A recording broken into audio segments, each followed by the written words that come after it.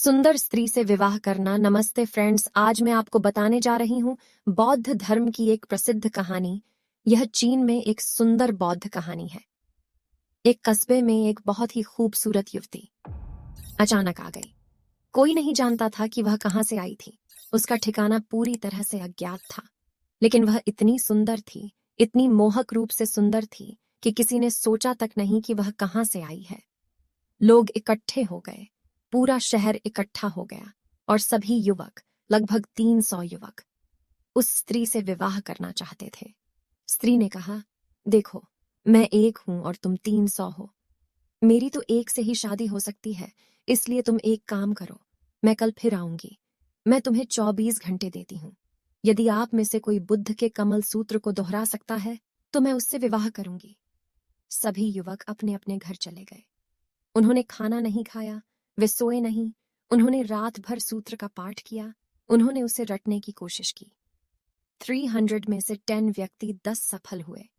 अगली सुबह वह महिला आई और उन 10 लोगों ने पाठ करने की पेशकश की। महिला ने सुन लिया। वे सफल हुए थे। उसने कहा, ठीक है, लेकिन मैं एक हूं। मैं 10 से कैसे शादी कर सकती हूँ? मैं तुम्हें फिर से 24 घंटे दूंगी। जो कमल सूत्र का अर्थ भी समझा सकेगा, मैं विवाह करूंगी। तो आप समझने की कोशिश करें, क्योंकि पाठ करना एक साधारण सी बात है।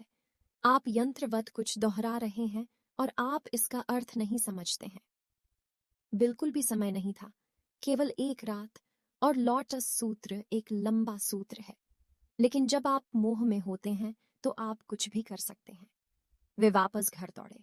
उन्होंने बहुत कोशिश की। अगले दिन 3 व्यक्ति दिखाई दिए। वे आशय समझ चुके थे और महिला ने कहा, फिर से परेशानी बनी हुई है। संख्या कम हो जाती है, लेकिन परेशानी बनी रहती है। 300 से 3 तक एक बड़ा सुधार है, लेकिन फिर मैं 3 व्यक्तियों से विवाह नहीं कर सकती। मैं केवल एक से विवाह कर सकती हूँ। तो मैं 24 घंटे और तुम्हें देती हूँ। जिसने न केवल इसे समझा है बल्कि छका भी है, उसी से मैं विवाह करूंगी। तो 24 घंटे में इसका अर्थ छकने की कोशिश करो। आप समझा रहे हैं, लेकिन यह व्याख्या बौद्धिक है। अच्छा, कल से बेहतर। आपको कुछ समझ है, लेकिन समझ बौद्धिक है। मैं कुछ ध्यानपूर्ण स्वाद, कुछ सुगंध देखना चाहूंगी।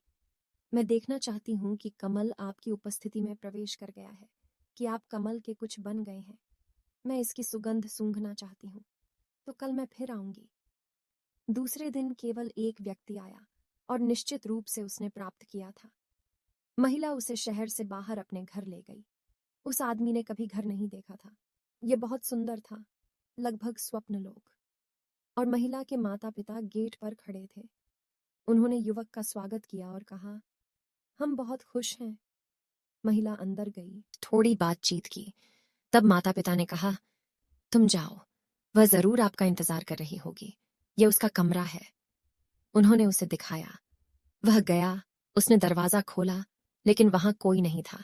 वह एक खाली कमरा था, लेकिन बगीचे में प्रवेश करने वाला एक दरवाजा था। तो उसने देखा शायद वह बगीचे में चली गई है। हाँ, चली गई होगी, क्योंकि रास्ते में पैरों के निशान थे। इसलिए उन्होंने पद चिन्हों का अनुसरण किया। वह लगभग 1 मील चला।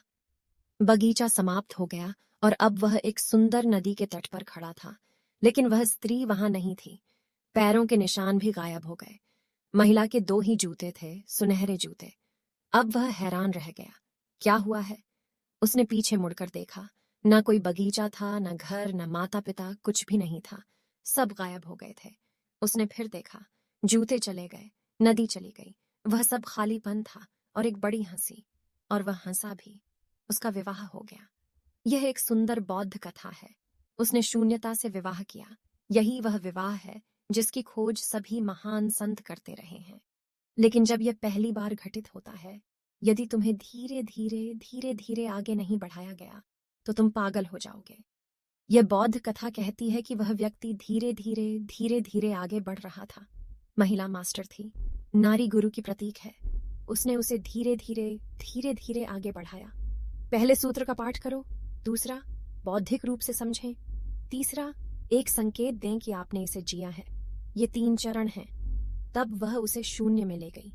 आखिरकार स्त्री ने उस व्यक्ति से विवाह नहीं किया, बल्कि उन्हें शून्यता में ले गई। यह विवाह बौद्ध संप्रदाय में खोजे जाने वाले महान संतों की खोज का प्रतीक है। ये कहानी सुंदरता, संकेत और धीरे धीरे विकास के आधार पर एक महान संदेश करती है। यह भी दिखाती है कि एक सच्चे विवाह के लिए सिर्फ बाहरी आकर्षण से काफी नहीं है, बल्कि समझदारी, सामर्थ्य और आत्मविश्वास भी आवश्यक है। ये कहानी आपको कैसी लगी, हमें कमेंट करके जरूर बताएं। चैनल पर पहली बार आए हैं तो चैनल को सब्सक्राइब करें।